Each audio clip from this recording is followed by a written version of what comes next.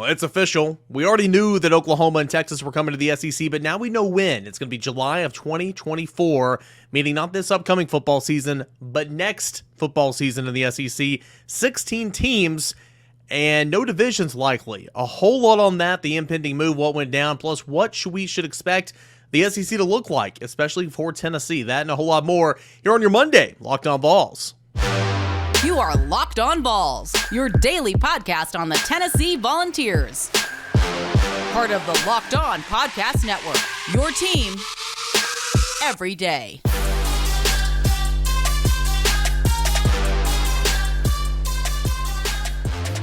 What is up, everybody? Welcome into it. This is Locked On Vols, and I'm your host, Eric Kane. So glad that you guys elected to hang out with me here today and watch us on YouTube by subscribing to that channel and following us wherever you get your podcasts. Thanks so much for making Locked On Vols your first listen each and every day. It is part of the Locked On Podcast Network that is your team every single day. And today's episode is brought to you by LinkedIn. LinkedIn Jobs helps you find the candidates you want to talk to faster and for free. Go ahead and post your job for free. That's at linkedin.com/LockedOnCollege. Terms and conditions do apply. We got a busy Monday show here. I'm going to show you my notes right here on my notepad. Look at all these notes right here if you're watching on YouTube.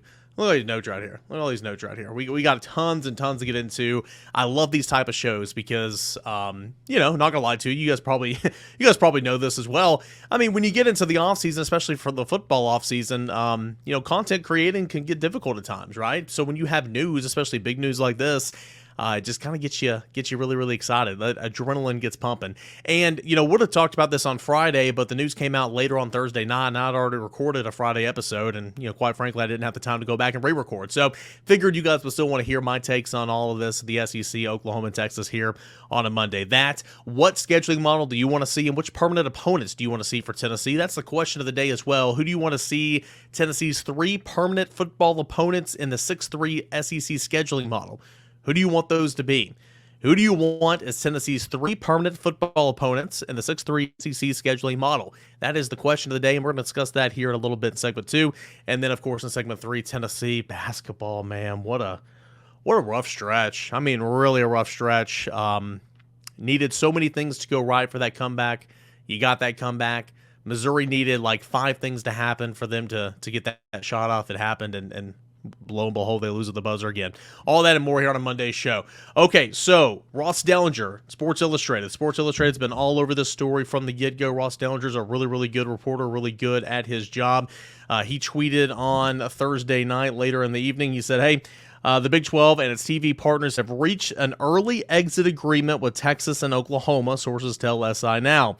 The schools will owe the league a combined $100 million in exit fees, sources say.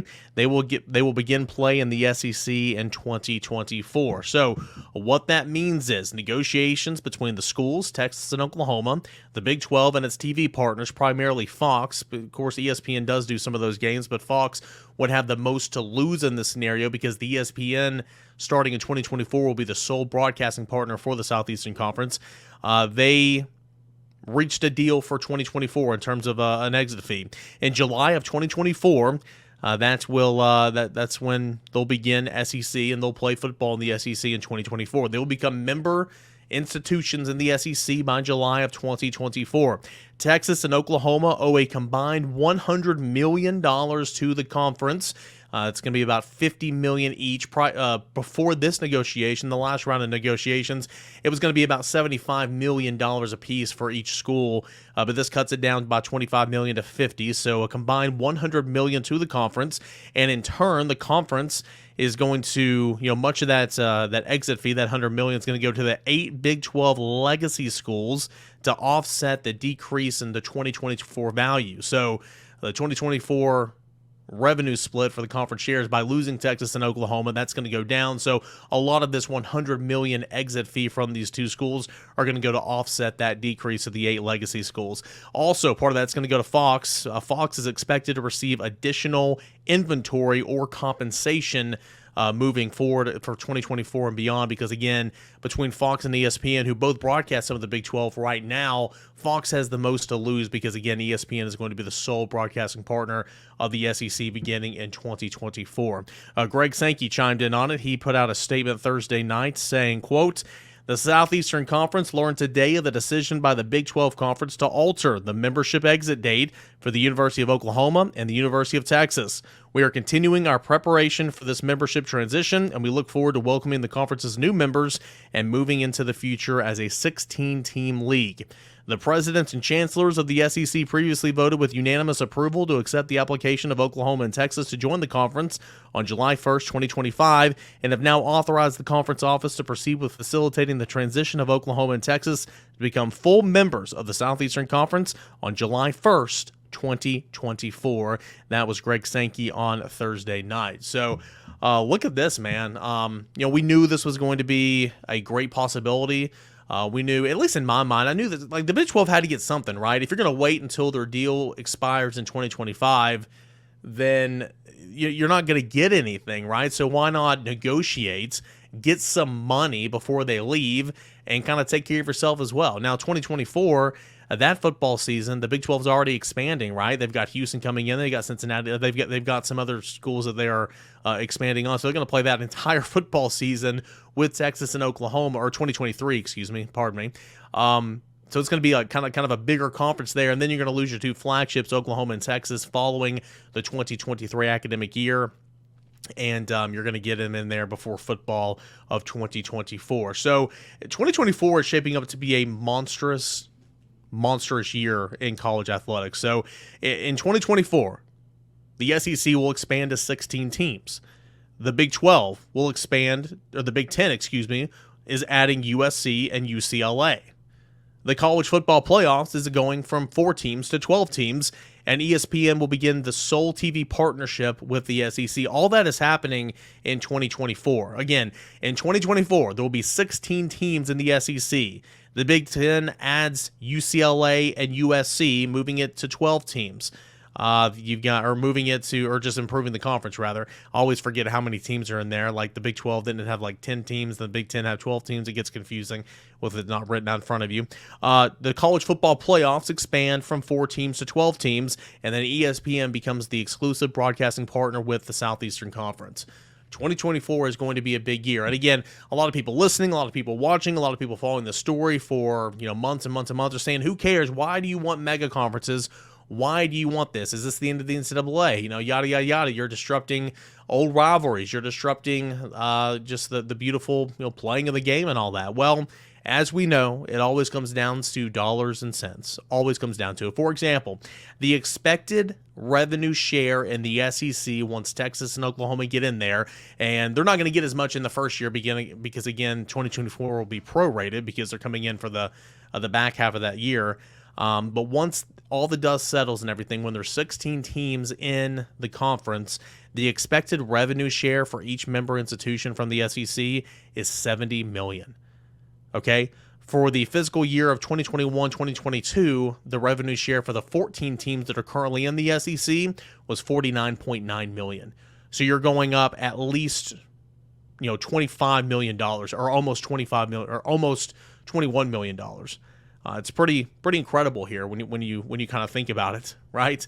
And last year when the SEC had a little bit more money, the revenue share was $54.6 million. So you're getting a bump up here, and of course all that has to do with top 25 finishes and all that time, championships in different sports, how many teams from the SEC are in the college football playoffs. So the expected revenue share is going to be about $70 million compared to what it was this past year in the SEC, $49.9 million.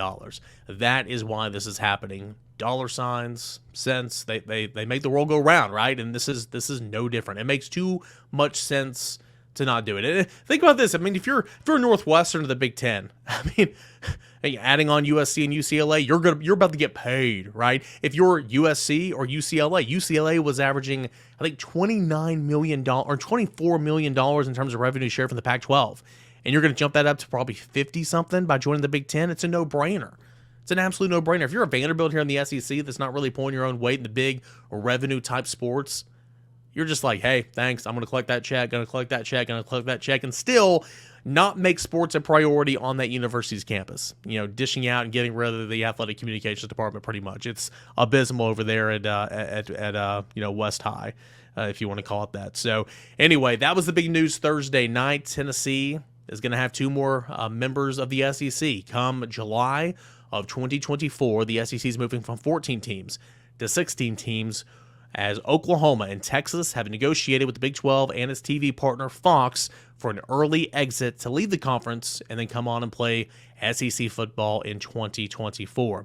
What's this mean for Tennessee, for the other SEC schools, and for the conference as a whole when these two teams join for football? We've discussed some scheduling models. We're going to discuss it again, and who you want to see as Tennessee's permanent opponents. That is coming up next right here on Locked On Vols. But first, guys, I want to remind you about our proud sponsors, LinkedIn. They do a fantastic job, and love having them aboard here with the Locked On Network. As small business owners or hiring managers, success in 2023. It all depends on the team members you surround yourself with. That's why you got to check out LinkedIn Jobs. LinkedIn Jobs, you can hire qualified candidates more efficiently by matching open roles of people who have those skills, values, and experiences to help you achieve your goals. LinkedIn Jobs helps you quickly attract qualified candidates to the job openings with targeting tools. They go beyond the resume data by using insights from the job post, company, and their 875 million member profiles to put your post in front of the most qualified candidates available. Identify with the most qualified candidates on LinkedIn.com, and you can connect with them fast and for free. LinkedIn Jobs makes it easy to screen and rate applicants based on job qualifications, all on one platform. It's why small businesses rank LinkedIn Jobs #1 and delivering qualified hires versus its leading competitors. LinkedIn Jobs lets you find the qualified candidates you want to talk to faster and for free. Post your job for free at linkedin.com/lockedoncollege. That's linkedin.com/lockedoncollege. Post your job for free. Terms and conditions, they do apply.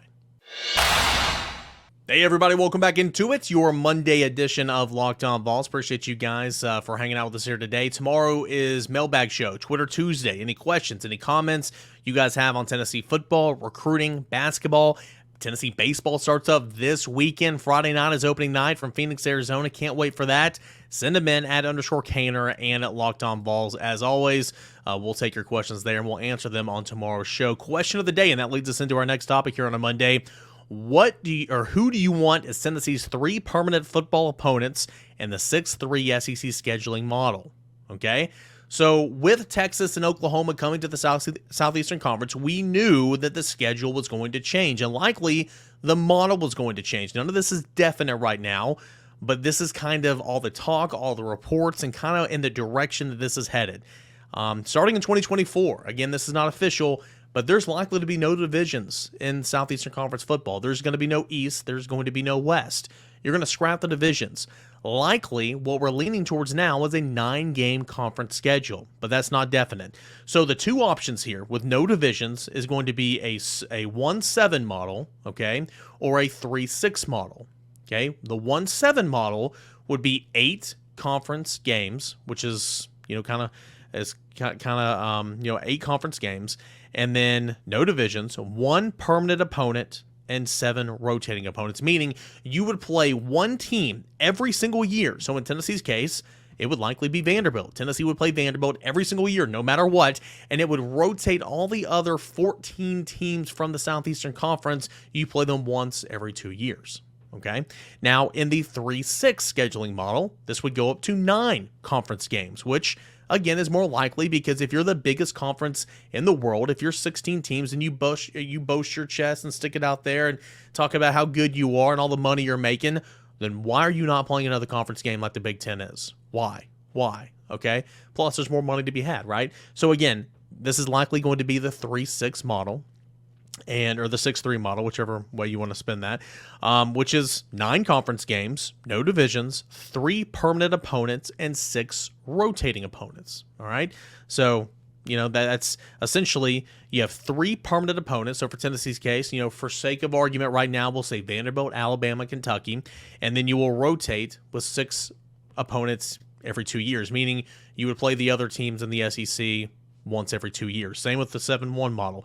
1 permanent opponent, the other conference games on your schedule to make 8 would be 7, but you would play 1 team from the SEC every single year. And by the time, if you come in and spend 4 years at college, then you will have played 1 game in every single SEC football schedule, or every single football stadium, which is pretty neat. And I think that's truly what college football is all about. So, when's all this going to be finalized? When are we going to know exactly Are there divisions? Are there not divisions? Are there 8 conference games? Are there not? Are there 9 conference games? Well, Greg Sankey joined the ESPN radio, I believe it was Friday morning, and pretty much said, hey, this isn't definite, but the SEC spring meetings, which is in Destin, Florida, and that's typically on Memorial Day weekend, is kind of the timeline from when they want to kind of have a direction moving forward. That way they can start churning out schedules and get ready for the 2024 season ahead of the 2023 kickoff. So by the SEC spring meetings in Destin, Florida on Memorial Day weekend, we hope to know officially, is it going to be 8 games with the 7-1? Is it going to be 9 games with the 6-3? Kind of which direction you're going to go in. So again, all the talk, all the reports, all the vibes is going to be is kind of in the direction of a 9-game conference schedule, okay? Which means that is the 6-3 model, okay? Which means Tennessee will have 3 permanent opponents and then a rotation of the other 6 each year. So they play every team in the SEC twice, or every other year, I mean. So if that is the case, who do you want Tennessee's 3 permanent opponents to be? Well, everybody's kind of giving their take. I'm going to give you my 3. I'm not doing the whole schedule because, quite frankly, I don't have enough time to do the cobwebs and let's try to make this work, just like the Always Sunny in Philadelphia scene and that meme that's out there. I don't have time to do that, nor am I smart enough to do that. But for Tennessee's sake, this is what it needs to be. Number one, we know for a fact, okay, if Tennessee was going to the 1-7 model, if the SEC was going to the 1-7 model, Tennessee will stay playing Vanderbilt. It's an in-state opponent.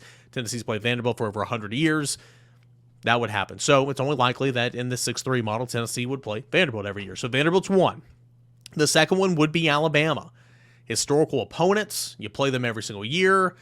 3rd Saturday in October, that's not going to go anywhere. Now, if it was the 7-1 model, the 1-7 model, whatever, again, you flip those numbers around, it's the same damn thing. Alabama would likely keep Auburn, right? I mean, Alabama would probably keep Auburn for the Iron Bowl. There's so many different rivalries in the SEC, but Alabama would probably keep Auburn, or the SEC would probably keep the Iron Bowl alive. But in the 6-3 model, Tennessee would have Vanderbilt, Tennessee would have Alabama, because that makes sense. The third team is the one that's always up in the air. In my opinion, it should be Kentucky, the Border Bowl, right? The Battle of the Beer Barrel that hasn't been won in 25 years or whatever. Tennessee, again, has played Kentucky, for 80-plus years or 90-plus years, right? I mean, Tennessee has played Kentucky every single year. That game means something. It is a rivalry. It is a Border Bowl. Geographically, it makes sense. Rivalry, it makes sense. And competitiveness, it really makes sense, where Kentucky is now compared to where it was. So those would be my 3. I grew up in the demo and the era where Tennessee and Florida were big-time rivals. I recognize Florida as a big-time rival for the University of Tennessee. I do. I recognize Florida's had much more success than Tennessee in this rivalry. But, Florida, 3rd Saturday in September, if you want to call it that, or 3rd game of the year, 4th game of the year, whatever. Typically, that's a big-time game. And that was the rivalry game for kids my age, right? For Tennessee, that grew up watching Tennessee football. It's Tennessee and Florida. But prior to the divisions coming in 91 or whenever it was, Tennessee and Florida didn't play each other. So historically, Tennessee and Florida really aren't that big rivals, and I understand that. But Vanderbilt, Tennessee are. Alabama and Tennessee are. Kentucky and Tennessee are for sure. So I'm sure you've seen over the weekend, everybody's pretty much making their pitch and saying, this is the 3 permanent opponents for each and every team according to me, or this is what I think it'll be. This is what would make sense for me. Let's go to Ross Dellinger of Sports Illustrated. He's the one that continues to break the news and has been all over this subject. He said, hey, this is how I took a jab at it. All right, 3 permanent opponents for each team based on number 1, rivalries, number 2, geography, and number 3, equity. He said, let the bickering begin. For Tennessee, Ross Dellinger has Vanderbilt, Alabama, and South Carolina. Boy, would everybody here hate Tennessee playing South Carolina every single year? That means nothing. That is not a rivalry game for the University of Tennessee. You could play Florida every year. You could play Kentucky every single year. You could play Georgia every single year. All those teams before you even consider South Carolina. Like, why? Why would you want to play South Carolina? Again, you got to make some things work here. But according to Ross Dellinger of Sports Illustrated, this is how he would do it. And again, he knows this is not final. This is just his attempt. Tennessee would play Vanderbilt, Alabama, and South Carolina as the 3 permanent opponents. He would have Vanderbilt playing Tennessee, Ole Miss, and Missouri. He would have Auburn playing Alabama, Georgia, and South Carolina. He would have Alabama playing Auburn, Tennessee, and LSU. That is quite the challenge, if you ask me, especially the way Tennessee's playing right now. Goodness gracious. Yeah, so, South Carolina would play Florida, Auburn, and Tennessee. That's pretty rough as well. Let's go and find a team that's kind of a bottom dweller typically. Mississippi State would play Ole Miss, Kentucky, and Texas A&M.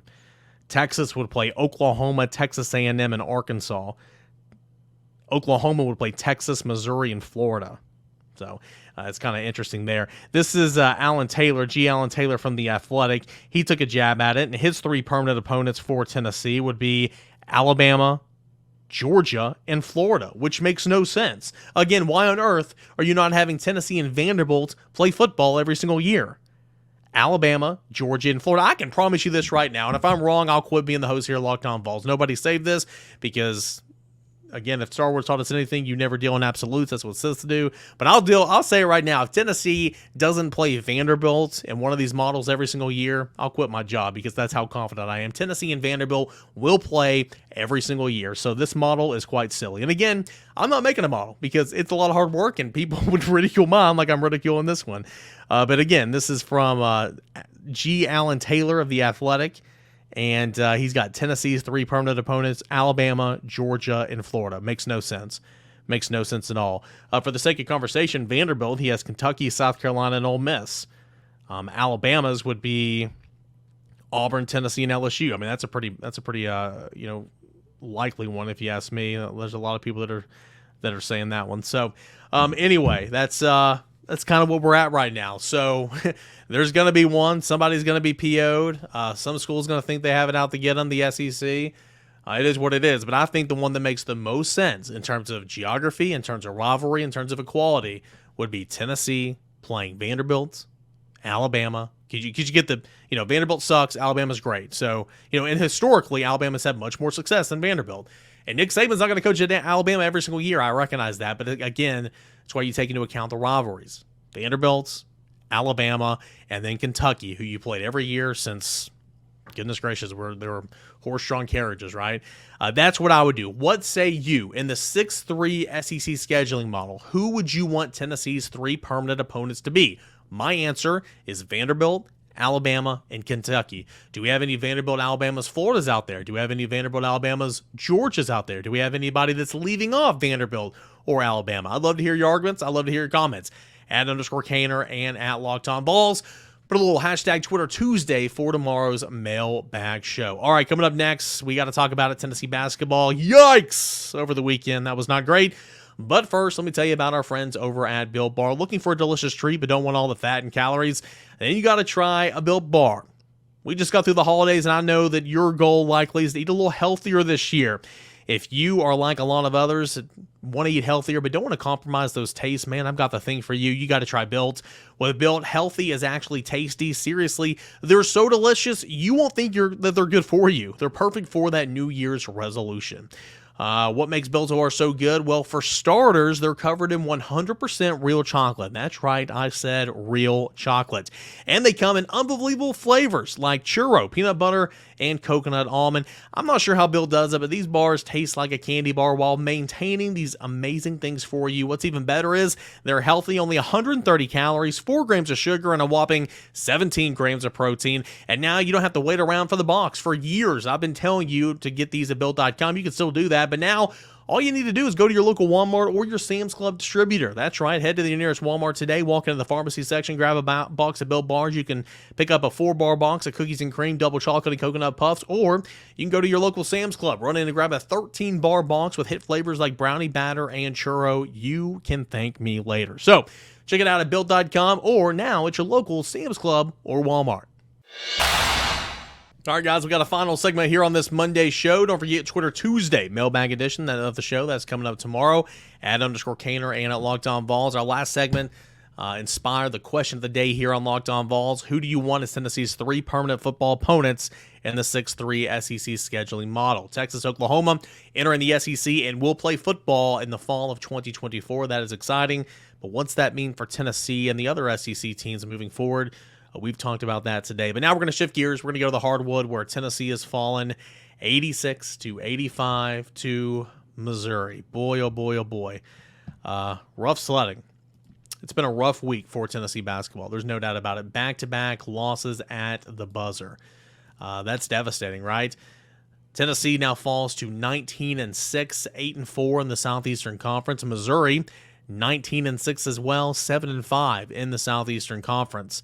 What makes this so frustrating is that Tennessee was getting the shit beat out of it. I mean, let's be honest. Tennessee was getting its tail whipped, trailed by 17 points in the second half. 17 points in the second half, where Missouri led 49-32, a little over 13 minutes left in that game, I believe is when that score was, right? And Tennessee battled back.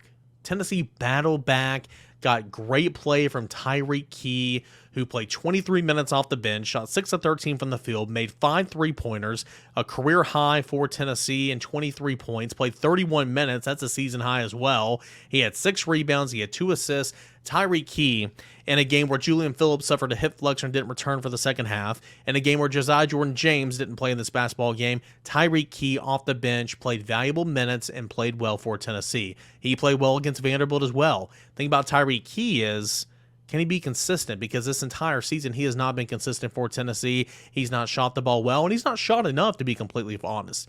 But he's playing Inspire basketball right now. He's playing well, and he was the reason Tennessee, he was one of the main cogs. He was major key, if you will, Tyreek Key, for allowing Tennessee to battle back, take the lead, take a 6-point lead a couple of different times, but give Missouri credit. They just just wouldn't go away. And then finally, towards the end of the basketball game, Tennessee's up by a couple, right? And Tennessee's up by 3, and there's like 8 seconds left, and Missouri's inbounding it. I'm in the car, and I'm driving to hashtag date night, right? I'm in the car, and I'm listening, and I'm saying, Carissa, you got to foul here. You got to foul here. Got to foul here. And she's like, why? And so I took a minute to explain it to her. I'm like, hey, Tennessee's leading by 3. There's like 8 seconds left or whatever. The inbound, they got to go length of the floor. As soon as they get in, let them take some seconds off, then foul them. Put them at the line because they can only shoot 2. They can only shoot 2 free throws when they're trailing by 3. So Tennessee did that. They went over there, yada, yada, did all that good stuff. And ultimately, came down to it where Tennessee was ahead by 2. And there was, Tennessee got 2 free throw opportunities. And Santiago Vespi was at the line. And just like at Vanderbilt, he missed the first one, which is unfortunate. If he would have sunk those, Tennessee would have led by 4, game over, right? So Tennessee's sitting there, and Santi misses the first one. Well, still, if you make the second one, it's a 3-point game. The worst that can happen is a long 3 puts them in overtime, right? Well, lane violation. Ball, Missouri. Missouri is trailing by 2 points, okay? Trailing 85-84 by 2 points. And, it's an opportunity. Okay, so my math is wrong. So if they were trailing by 2 points, Tennessee was able to go up by 3. Regardless, Tennessee really could have helped itself out a lot right there with Santi at the line. And with Tennessee, no, it's about 3 points, 85-83. Yeah, because it's a 3-pointer. I'm stupid. All right, so Tennessee now ahead by 2 points at 85-83. Missouri has to drive the length of the court in a matter of, 4 or 5 seconds or whatever, and puts up a 3, puts up a prayer, does so. They check the monitor. It was good by a long shot. We all watched the game. Just devastating. So Missouri, Tennessee made that comeback. Missouri had to have somebody miss at the line. Santi missed at the line. You got lucky with that lane violation to get you the ball right back. You got to go the length of the court in this amount of time, then throw up a prayer. All that happened, all that sunk, all that worked out well for Missouri from them to win. It's unfortunate. It really is. Tennessee shot, again, not a bad day at the office offensively, 45%. Tennessee made 12 3-pointers. Tennessee's offense was not really the issue in this basketball game. The defense, again, was 14 made 3-pointers. The perimeter defense for Tennessee against Missouri and Vanderbilt the last 2 games has not been great whatsoever. Tyreek Key played out of its mind. Zakai Ziegler getting that dumb foul there at the end, fouling out, was horrible because, again, he had another double-double, 11 points. He had 10 assists, 3 rebounds.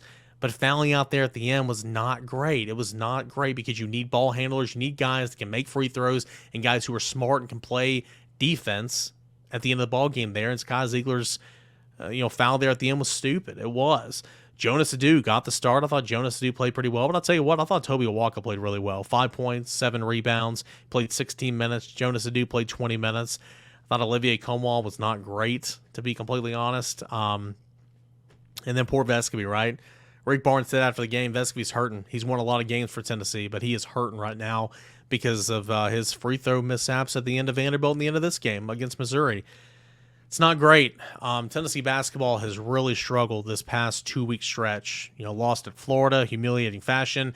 Barely got by Auburn, which was a quad 1 win, so that was important. But barely got by Auburn. Lost at the buzzer against Vanderbilt, losing at the buzzer against Missouri, and you're just better than these teams. So, there's been a lot of Rick Barnes, Rick Barnes slander here of late, and it's warranted right now. I mean, it is. Certainly, I'm not sitting here saying, Rick Barnes should be fired or anything. I'm not saying that because, again, it's. In fact, I have a stat here. Actually, Brent Hodes found this stat, but I wrote it down because I liked it. And again, I'm not just saying. Criticism right now is fair, 100% fair. Anybody suggesting Rick Barnes should be fired, again, I think it's so silly. But here's a note that Brent has put on VolQuest.com the other day, and I wrote it down because I thought it was interesting. Since 1989, Tennessee's can't read my own writing here. Okay, since 1989, Tennessee is 330 and 289 in 20 seasons outside of Rick Barnes and Bruce Pearl, with 6 NCAA tournament appearances, 1 by DeVoe, 3 by Jerry Green, and 1 by Conzo Martin. Again, I'll read that again. Since 1989, in 20 seasons, Tennessee is 330 and 289 outside of Rick Barnes and Bruce Pearl. During that stretch, outside of Pearl and Barnes since 1989, Tennessee's made the NCAA tournament 6 times, 1 by DeVoe, 3 by Jerry Green, and 1 by Conzo Martin. With Rick Barnes and Bruce Pearl, Tennessee is 314 and 147 in 14 seasons, with 10 NCAA tournament appearances. This year will be 11 NCAA tournament appearances. And remember, there wasn't an NCAA tournament back in 2020. Now, would Tennessee have made that 2020 tournament? That's up for debate because Tennessee was not fantastic that season, but still. It just goes to show you how good Tennessee's been under those two coaches compared to what Tennessee's been in the last 3 decades. I think the point in that was to say, there is frustration, but like if you're in my demo again, remember when I was a kid, Bruce Pearl was here. It was exciting basketball. My adult life, for the most part, Rick Barnes has been here the last 6-7 years or whatever it's been. So I have lived through 2 really good spurts of Tennessee basketball. And oh yeah, one of those years in between, Conzo Martin got Tennessee to the Sweet 16. I've seen a lot of good Tennessee basketball, but for the bulk of the 90s and early 2000s, there was not good basketball at Tennessee. So it kind of just goes to show you why teams and why fans are still having the back of this program and having the back of Rick Barnes, because they've seen truly what horrible basketball is. Again, I say all that to not say that criticism is not warranted here, because it is. This is a tough stretch right here, and you've got to figure it out. You've got Alabama coming up on Wednesday. You've got Kentucky. You've got to play Auburn again. South Carolina looks like right now the only guaranteed gimme. So tough sledding ahead, but it's been a tough week for the University of Tennessee. There is no doubt about it. Hopefully they can rebound and you can jump up there and play well at home against Alabama. Boy, would that be an amazing win for Tennessee. We'll see about the health status of Julian Phillips. We'll see about the health status of Josiah Jordan-James. Right now, Tennessee's just got to get out of its funk right now, losing back-to-back at the buzzer this past week, and critical free throws missed by Santiago Vescovi. You really hate that. All right, that's going to do it here for this Monday show. Got a busy week coming up. We'll catch up with Josh later in the week. We'll answer your mailbag questions. That's coming up tomorrow. Anything you guys want, @_Caner, @LockedOnVols, Twitter Tuesday right here on the show. You can also fill up the comment section on YouTube. Thank you guys for watching on YouTube, for subscribing to the channel and supporting the show. Thanks so much for listening wherever you find your podcast, making it your first listen each and every day. Let's do it again tomorrow. Same time, same place. This is Locked On Vols.